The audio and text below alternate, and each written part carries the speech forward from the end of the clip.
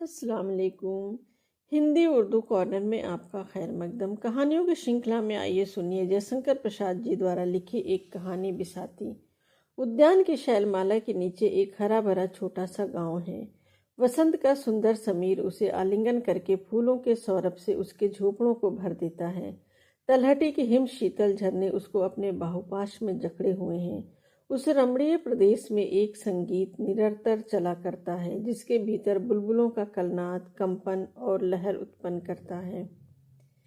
लाल फूलों की रंगीली छाया संध्या की अरुण किरणों से चमकीली हो रही है। शीरी उसी के नीचे शिलाखंड पर बैठी हुई सामने गुलाबों के झुरमुट देख रही थी जिसमें बहुत से बुलबुल चहचहा रहे थे।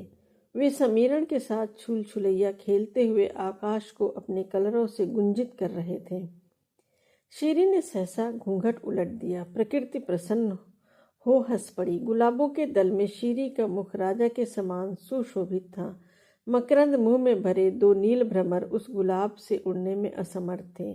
कटीली झाड़ियों की कुछ परवाह न करते हुए बुलबुलों का उसमें घुसना और उड़ भागना शीरी तन्मय होकर देख रही थी।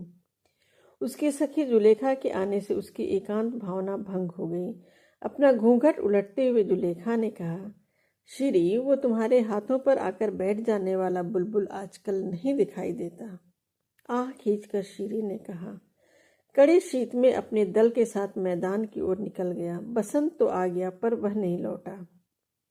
सुना है कि ये सब हिंदुस्तान में बहुत दूर चले जाते हैं। क्या यह सच है शीरी? हाँ प्यारी, उन्हें स्वाधीन विचरना अच्छा लगता है। उनकी जाति बड़ी स्वतंत्रता प्रिय है। तूने अपनी घुघराली अलकों के पास में उसे क्यों न बांध लिया? मेरे पास उस पक्षी के लिए ढीले पड़ जाते थे। अच्छा लौट आवेगा, चिंता न कर, मैं घर जाती हूँ।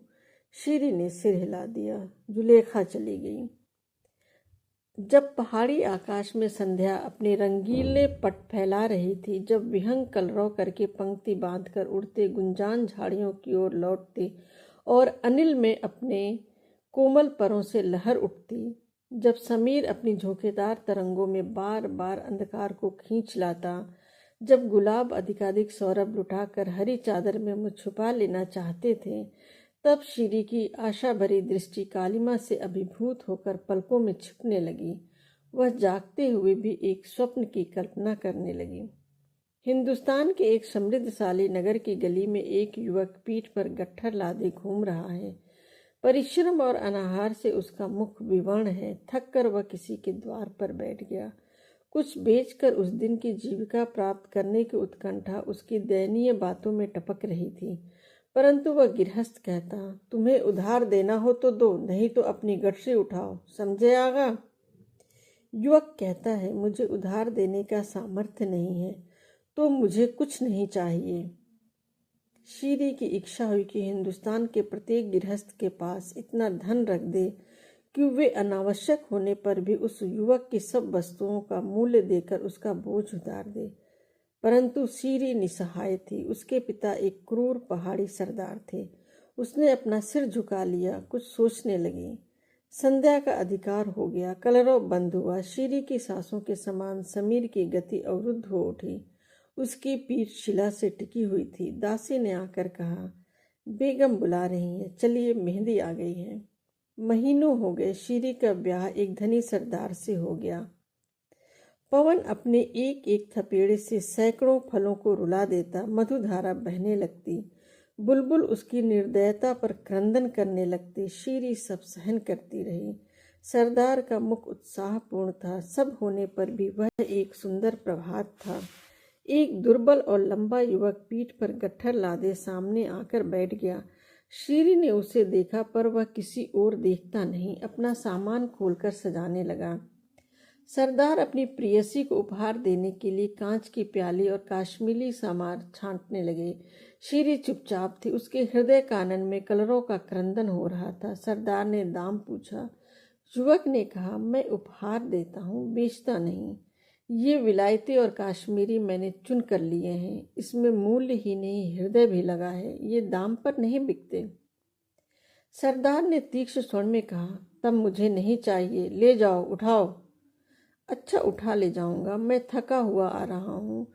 थोड़ा अवसर दीजिए, मैं हाथ मुंह धो लूं, कहकर युवक भरभराई हुई आंखों को छिपाते हुए उठ गया। सरदार ने समझा झरने की ओर गया होगा। विलंब हुआ पर वह न आया। गहरी चोट और निर्मम व्यथा को वहन करते कलेजा हाथ में पकड़े हुए शीरी गुलाब की झाड़ियों की ओर देखने लगी, परंतु उसकी आंसू भरी आंखों को कुछ न सूझता था। सरदार ने प्रेम से उसकी पीठ पर हाथ रखकर पूछा, क्या देख रही हो? मीरा एक पालतू बुलबुल शीत में हिंदुस्तान की ओर चला गया था। वह लौटकर आज सवेरे ही दिखाई पड़ा, पर जब वह पास आ गया मैंने उसे पकड़ना चाहा तो वह उधर कोह काफ की ओर भाग गया। शीरी के स्वर में कंपन था, फिर भी वे शब्द बहुत संभल कर निकलते थे। सरदार ने हंसकर कहा, फूल को बुलबुल की खोज, आश्चर्य है। बिसाती अपना सामान छोड़ गया, फिर लौटकर नहीं आया। शीरी ने बोझ तो उतार दिया पर दाम नहीं दिया। धन्यवाद।